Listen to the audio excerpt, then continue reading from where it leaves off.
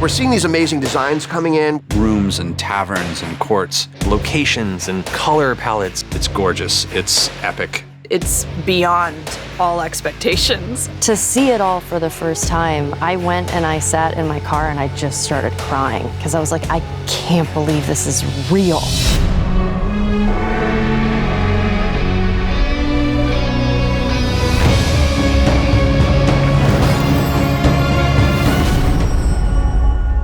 The trajectory of this story over the years has constantly defied our expectations. The size and the scale of it has felt so large and sweeping to us in our minds. And so you think, what could possibly live up to it? And the team at Titmouse has really been answering the call.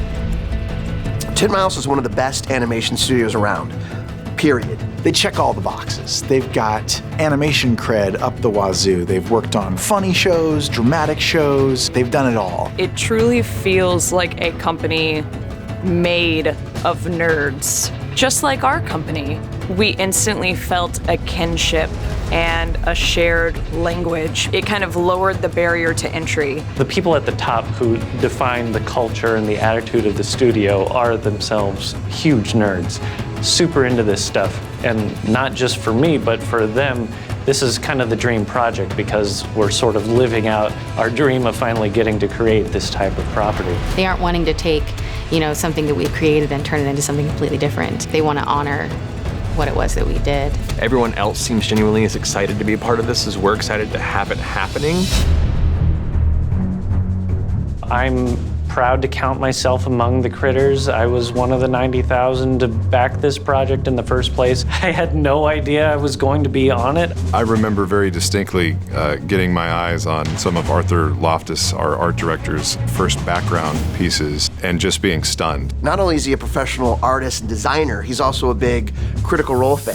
So the fact that you've got somebody who really knows the show, who's designing things even down to minute detail, like even Matt Mercer's like, oh yeah, I forgot about that, but Arthur hasn't forgotten about it. Like he's put it in the show. And that's something you just don't get in any animated series. Usually the executive producer has to explain to the art director the feeling that he's trying to evoke or she's trying to evoke, but Arthur knows that feeling because he watched it live. A lot of the vision does come from Arthur, but then where I add to it is how to make the world seem really alive and believable. My role as supervising director is to really coordinate and work with the story team. We're literally translating idea into visual and finding opportunities to really push those moments to make the world feel that much more integrated. Sunjin works on all the episodes, and he's got the big picture, the 10,000-foot view about where the story is going over the course of the season, where the story is going over the course of the series. He is so dedicated to making sure that it feels right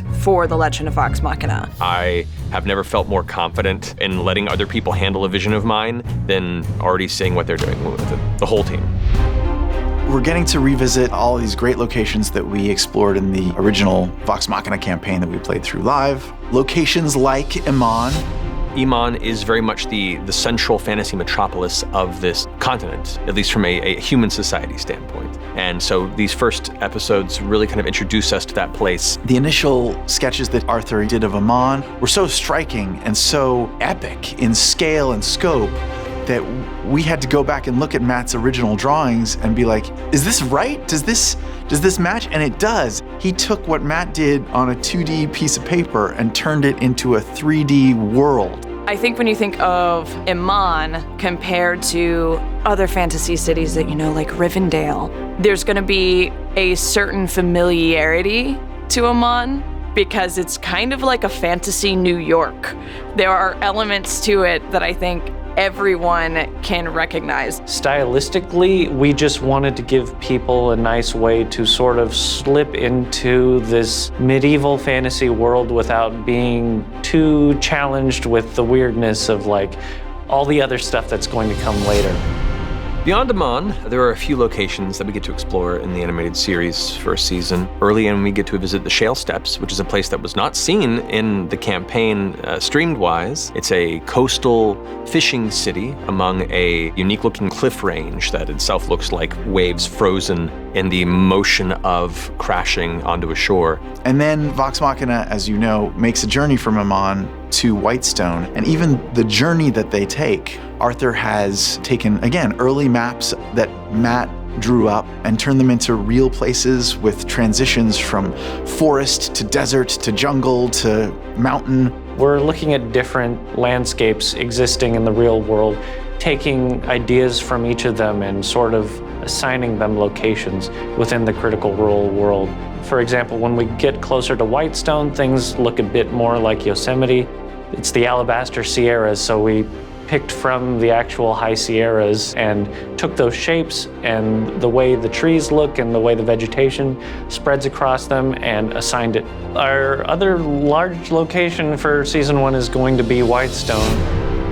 The architectural language we really wanted to play with and make sure that it felt authentic. He went back into the history of the world and the history of the continent and thought, if people had sailed here via boat, what would their architecture look like? So all of our buildings kind of have this feeling of like a ship's bow coming out of the ground. All the rooftops have sort of that sloping ship's hull sort of shape to it. And that's something that none of us would have ever thought of, not even Matt, really. You can't really mention the city of Whitestone without mentioning the Sun Tree.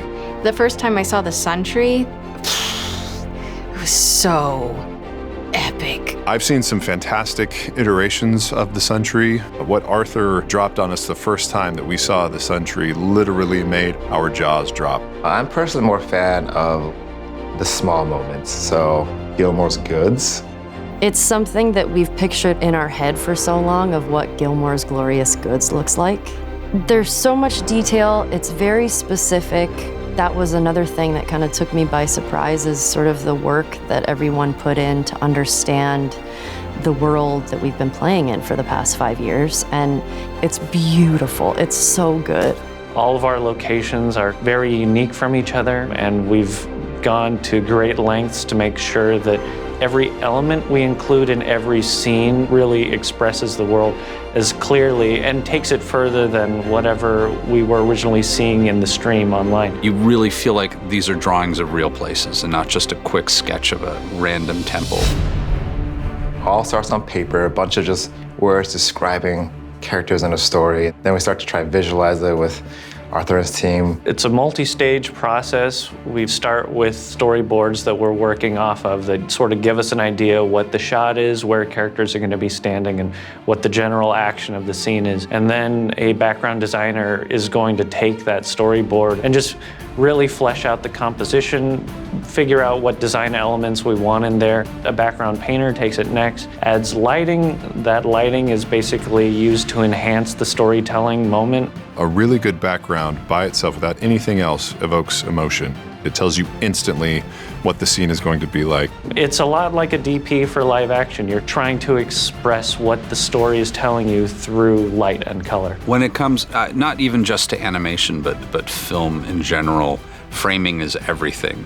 Wherever you place your characters and wherever you place your action is going to have an intense impact on how the audience feels and how the audience relates to what's happening. It's wild to do all these different things and then have them slowly converge into one final piece of media. We have many, many more months of production ahead of us. We're getting into the nitty-gritty of it. It's a never-ending circle of work and creativity and energy that's going into the series. Finally, all of this work, it's all come to fruition. We are really trying to elevate ourselves to create an animated show that even we've never done before. I think the fans and critters are going to be floored by what we've made for them. You ain't seen nothing yet.